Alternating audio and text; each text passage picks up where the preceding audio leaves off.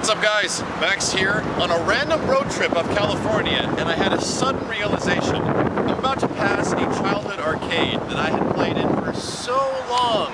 So many memories. The first time I played Killer Instinct, Street Fighter Alpha 2 location tests, Ultimate Mortal Kombat 3 location tests, and I remembered it's here. Let's go!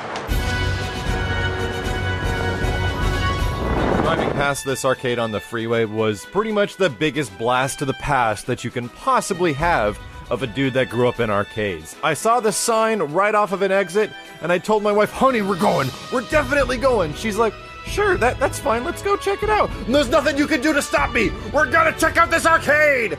And we did, and it was freaking amazing. Finding games like classics like this, like House of the Dead, in really good condition, especially like light gun games that I haven't really played a lot in the past like few years. I grew up on these games, man. I love light gun games to death, and holy crap, check out the size of this House of the Dead 2 machine. This is the biggest cabinet possible for House of the Dead 2. I give you the greatest sound when entering a token into an arcade machine. Let's get this shit going. And blasting zombies never felt so good. I went on this huge hunt to find House of the Dead 2 machines back in the day because I loved House of the Dead 1 so much. It was one of my favorite arcade games, mostly for the reason that I loved light gun games, and when I was waiting for the Dreamcast, that was my main launch title for the Dreamcast, was House of the Dead 2. So playing it on this huge, gigantic TV screen with mostly working controls, and it still looks really good, man, I can understand why I was so obsessed with this game as a kid. Aside from that is a huge collection of classic Capcom fighters that I still remember playing in this arcade. Who knows if they're the same ones, but there's one thing that absolutely took me by surprise.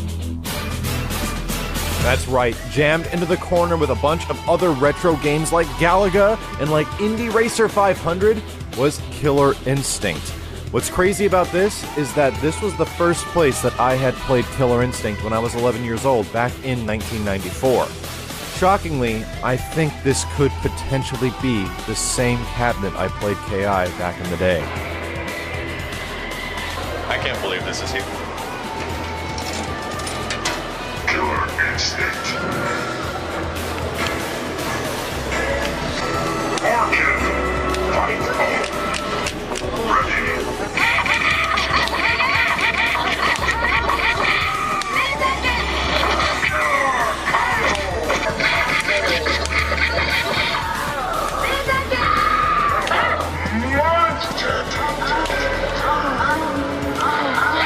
Welcome to the 90s.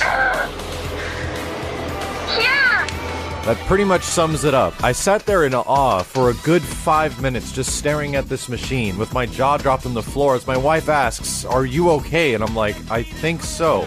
It's really weird going back to a childhood memory game, like something that holds so many precious memories where you were just obsessive over everything about it for so long. And to find it here, where it potentially could be the exact same machine that I played over 15 years ago, is shocking to say the least. Let's go! Oh, throw the fireball! I remembered it. I feel good about this. It was a pretty big touching moment as far as arcade lore, and for anyone that grew up in arcades, to find that old machine that you had played for so much back in the day, and like, it's special. It's something really special, and this is why I wanted to share it with you guys. To find stuff that you used to love back in the day and to preserve it. To preserve the memory and how awesome arcades were, and to never let that die. I love this game so much.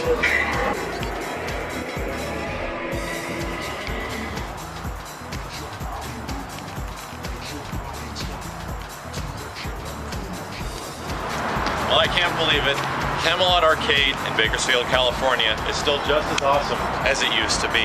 Might not have all the games I remember, but my God, it still has some of the ones that I played when I was a kid. Thank you guys for watching.